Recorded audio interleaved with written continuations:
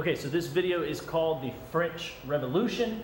Let's go ahead and set the stage for France in the 1780s. The American Revolution is going on. France has helped. They're very broke from fighting that war, from fighting two of the wars, the American Revolution, the French and Indian War. So they have no money. They're basically bankrupt.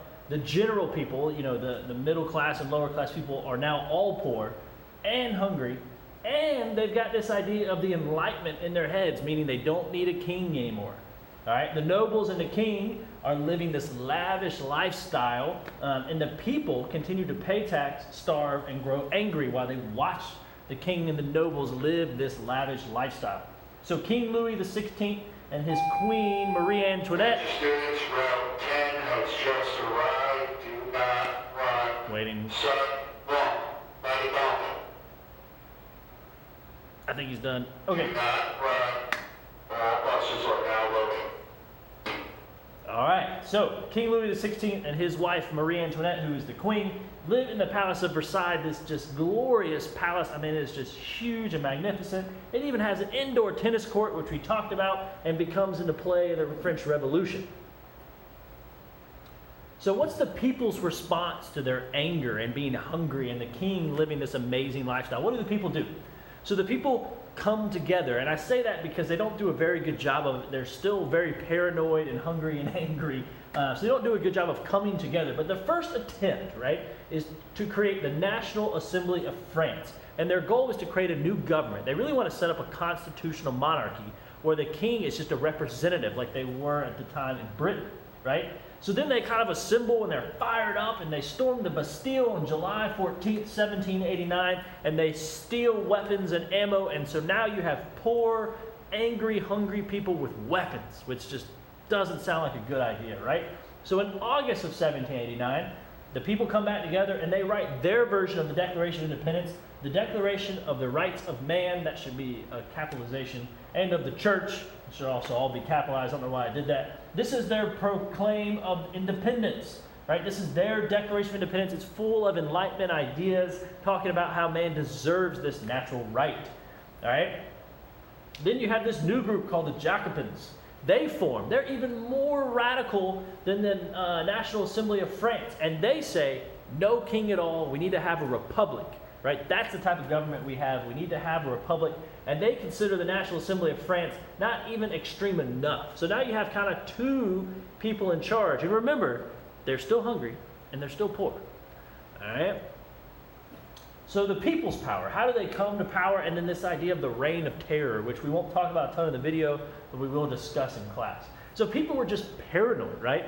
All the poor people that were hungry and angry, they're just paranoid that the king and queen are somehow coming back to power and they're going to just suppress them even more than ever before. So the Jacobins wanted to create a republic. They wanted to get rid of the king and queen forever. So in August of 1792, they imprisoned King Louis XVI and his wife, Queen Marie Antoinette. Okay?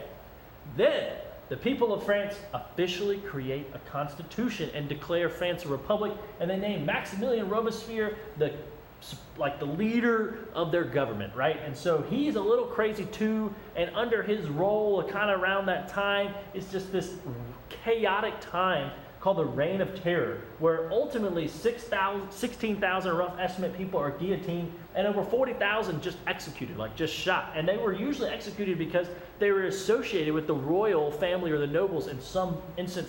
Even if you were just suspected of being a royalist, somebody who supported the king, you could be one of these things. And ultimately, my boy Maximilian guillotined himself because they no longer trusted him with the power, even though they had chose him to be their leader, right? So under the Reign of Terror, people are dying, people are still hungry, they're still poor, they're still angry. None of those things have been fixed.